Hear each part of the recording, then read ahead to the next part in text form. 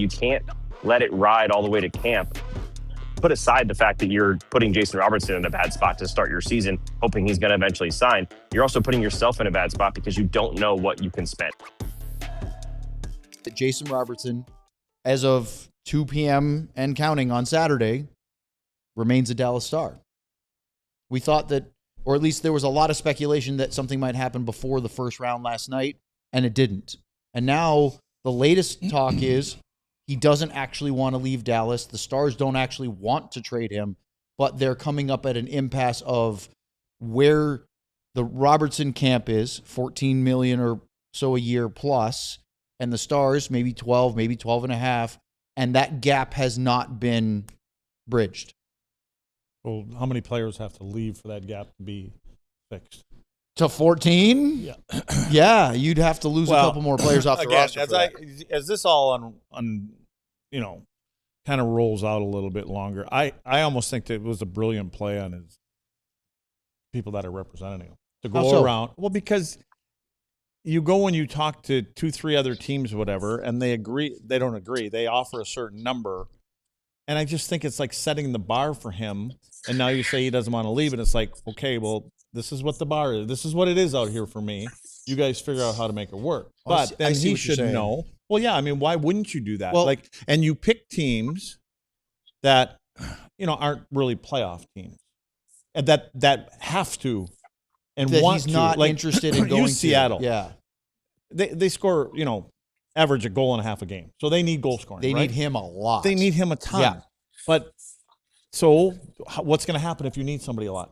The number goes up. You're going to overpay. And then St. Louis is interested in him. What do they need? They need a lot of things, They just traded Jordan Kyrou. They need more offense. Correct. Yes. So what you're doing is you're finding a way to say, here, this is what everybody wants. This is what they'll pay me out here. But I really don't want to leave. And so I think it was brilliant. I mean, if that was what it was brilliant, especially when you're checking in with teams that you really don't want to go to. I would like to see what San Jose would want to offer him, or L.A., especially maybe L.A. more, because L.A. And then why haven't we heard from L.A.? Why has he gone to L.A.? Well, Kenny Holland and Jim Nill are longtime friends and colleagues. Well, they probably aren't Jim sharing and that. Army are like this. Yeah. So, I just, again, I think it's part of the dance, how they can get to it. But then you say, Jim already said he was just going to trade him outright. He goes, then we'll just move him. This was 2 days ago. Mm-hmm. So is that just a firing back? I think so. Okay, so now that's what I mean. Oh, There's a game that's being they're played playing here. games for them in a really high stakes. At the end of the day, how do you manufacture enough money to pay him in that happy spot? You have to trim your depth. Yeah. A lot. But your depth isn't really getting overpaid. No. So I don't know if you can trim enough of that depth. It's a big problem. Yeah. So and then in comes Bork, right? So where does that set? Is it worth keeping Jason Robertson and by even if Bork Mavericks? isn't here, is there enough money? I guess that depends on what you're going to pay, what you got penciled in. It would be a little easier to pallet that. We should go to Sam. He might be fine. Sam, I want to ask you about that because I'm sure that there's no news in Frisco, that there's probably a lot of discussion from you and whoever else is attending. I heard Robert's voice in the sound check, so at least there's that. But there's got to be a lot of Jason Robertson conversation, if not any actual news. Yeah, Luds is right, but the conversations are going 8 different ways. That's the problem right now, right? You're looking at, the money is basically Robertson's put himself in a spot right now where he wants $14 million plus, but he also wants to play for a team that at least is sniffing playoffs and a championship down the line. It doesn't have to be a team like Florida that you think has a chance to win right now, like this year, but it's got to be a team that within this 8-year contract he's going to sign can get somewhere close and be a playoff team in a couple of years and maybe have a chance to win down the line. And that's, unfortunately, the market's looking like that's not really going to happen unless there's maybe a Buffalo. There's a couple teams that might fit into that. Anaheim could maybe find a way. San Jose arguably is kind of right there a little bit with young players. But really, what he's done is put himself in a spot where the Stars are now thinking, okay, if we're not going to be able to get him back right now, we not only might have to trade him, but we might have to trade him without a contract because a lot of the teams that he is, we talked about on our show yesterday, he's got control if they're wanting a contract. If the team they're trading him to wants a contract, a sign and trade, Robertson has control. Because if he tells the team, hey, I'm not signing with you, the Stars can't trade him because the return's not going to be the same. But on the flip side, the Stars might be at a point where, okay, we have to get rid of him. We have to move him. So that might be a speaking of Robert, hey, Robert, This is Robert Tiffin, Stars Thoughts. Go follow him. But no, you look at us, you're in a spot where you think, okay, we might have to move him and just take whatever we get without a contract extension, which is going to significantly lower that value. So the Robertson conversations have been back and forth, and all of a sudden, names start to pop up like the Werenski conversation I'm sure we're talking about. And all of a sudden, wheels start to turn of, okay, maybe can we swing it this way where we might lose Robertson, but we're getting a really good defenseman. And now we're looking at another forward. The numbers start to fit a little better. So it's just a really tough spot right now for Dallas to either decide, is he going to come down from his number? Right now, it doesn't look like he's going to come down anywhere near the 12 to 12 and a half that the Stars may be willing to go to. And I truly, truly believe they're not going above that. Or we're going to have to move him. Is there a place we can find where he can agree? Because the Stars, it's in the Stars' best interest to trade him to a team that he wants to go to, right? Because then they get a much bigger haul. They get the sign-in trade. It gets more players back. If they don't do it, the Stars are in a worse spot because they're going to get a significantly less return for a player that might walk in a year a year from now. So here's the bottom line. That's kind of where we're at. Sam, if they get him signed, did we one step forward, two steps back? Are we in the very same spot? Where's that top left winger we're talking about? What happens to Bork? You know what I mean? Now you could lose him. So I don't. It just seems like it's a tough situation. The worst thing is all the other teams know now. They know that Dallas is in a pinch. So from a leverage standpoint, I don't think the Stars have a ton of leverage right now because of everything that's out there, knowing the number and what the number can and can't be and what you can offer. So I want to ask you a question because one of our viewers, Heath, did he follow me? Actually, Jeffrey said he did. Your follower count is up to 32 from 26 since we started the show. I liked it better when it was like 25. Well, 6 people followed you since we started finding your account.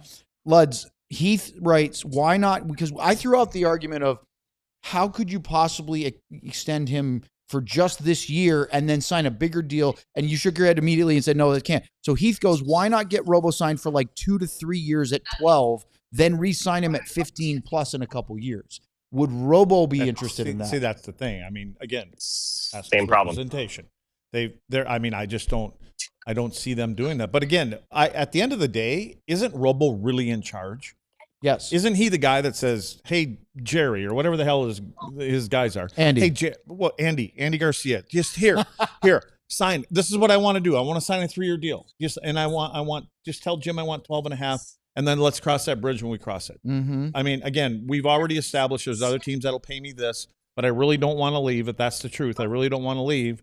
Then we'll see how long this goes, and it can only go for another week or so, or not even that long? Yeah, but here's the problem, Luds. The problem is you put yourself in a spot now, and if you're Jason Robert, this is just obviously speculation. It's not something that they're telling us or anything, but I think the Stars are getting close to a spot where they're going to have to make a move, and Jason Robertson's playing with that fire where this might become a Rantanen situation where, he may not want to leave. This could all be gamesmanship from Andy Scott and Jason Robertson. It could. But if that's the case, he's getting very close to that line of playing too much with fire where the Stars might just trade him without a pick and say, you're going here. We're taking what we can get because we're done dealing with this. And we don't want to let me ask you a follow-up on that. We need to figure out our team. I think there's another team you should be worried about. Who's that?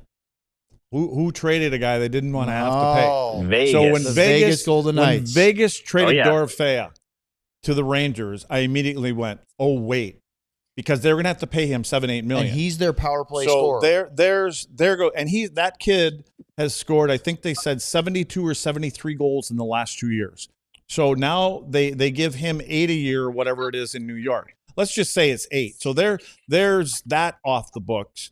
And then also, so you don't have to pay him that. So there's that pocket of money that they were thinking about. And again, I just thought, well, who's the most ruthless organization in the league? And I love it. Is Las Vegas. 72 goals in the last 2 years. In the last 2 years. Well, that's what I think I said. You said because you said I think. So I always say that. I give myself a buffer of 1 or 2. So I'm not somebody. You know how many that Robo had in 2 years?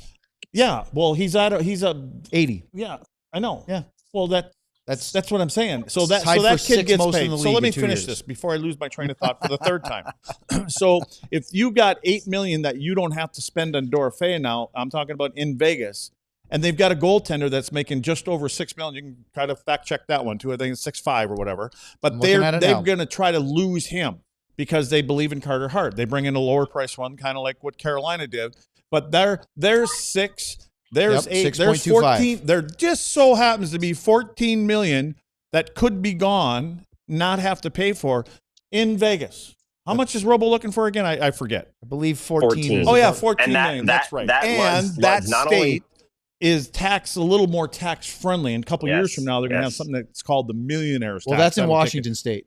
Well, I was talking about Vegas because I Googled it. Nevada does this. Is they going to do it too? I don't know there, but I'm just saying they have a tax-friendly state, they call it. Yeah. But there's something called millionaire somewhere. Anyway, to me, I'm thinking, well, that's the team that just pulls things out of their bunghole. So I'm just thinking that's not illegal. It's not illegal. That's good. I was getting a look. It's very German thing. Butthead, isn't it? So anyway, what I'm thinking, if I'm the Dallas Stars and I really want to figure this out, I'm going, them guys again. I don't know. Okay, so that leads me to my follow-up question for Sam, which is, from a Dallas Stars perspective, whether it's the front office or the fans, is trading Jason Robertson away because you're at an impasse and only getting, let's say, 1 first-round pick good enough? No, it's not.